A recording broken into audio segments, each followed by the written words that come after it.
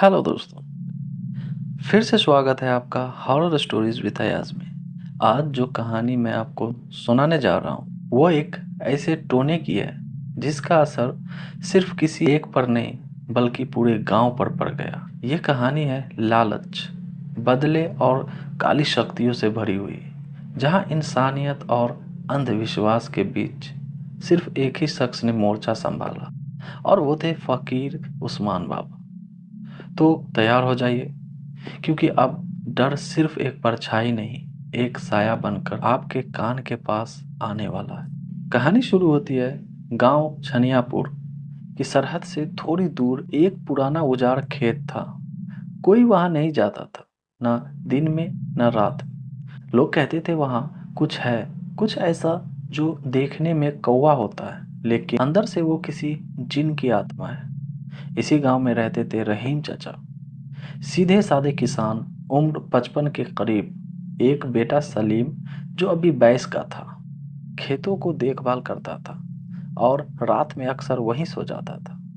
एक रात जब सलीम खेत में अकेले था, आसमान में बादल थे, हवा तेज थी और तभी अचानक एक काला कौवा उसके पास आ बैठा।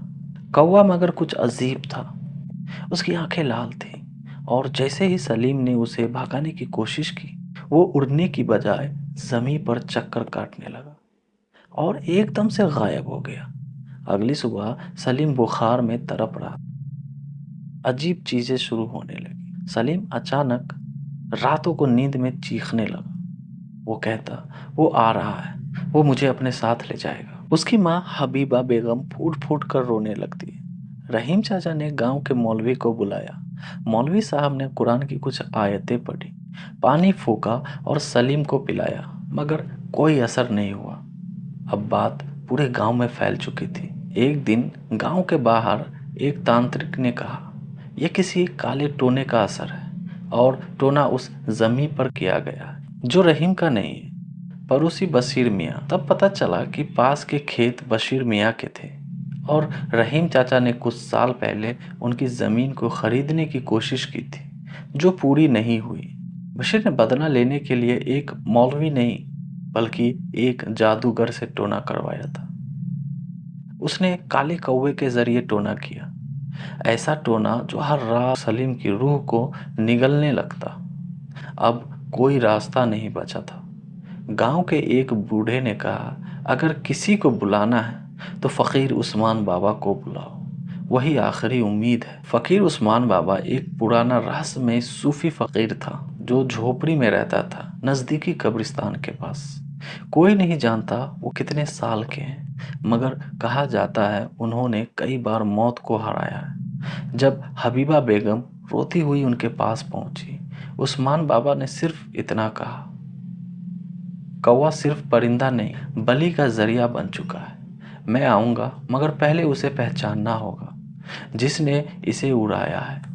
टूने की रात फकीर बाबा रात को सलीम के खेत में आए, हाथ में मिट्टी की चिमनी और दूसरे हाथ में सुलगता हुआ अगरबत्ती और नमक का पोटली।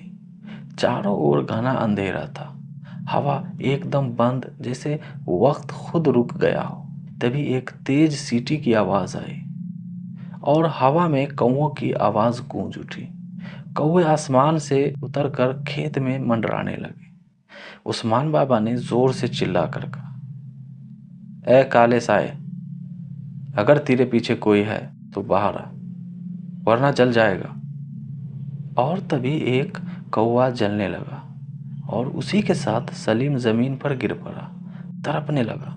उस्मान बाबा ने जमीन पर एक तावीज रखा और उस पर नमक डालकर कुछ पढ़ा। तभी एक औरत की चीख गूंजी और गांव के बीचों बीच बशीर मियाँ की झोपड़ी में आग लग गई। लोग दौड़ पड़े। झोपड़ी से बशीर मियाँ निकलते हुए चीख रहा था, मैंने ही किया था टोना, मैंने ही बुलाया था आत्मा को, मगर अब वो मेरी ही नहीं सुन रहा। उस्मान बाबा ने बशीर को पकड़कर उसके माथे पर हाथ रखा और जो मंत्र उन्होंने पढ़ा उससे पूरी जमीन कांप उठी।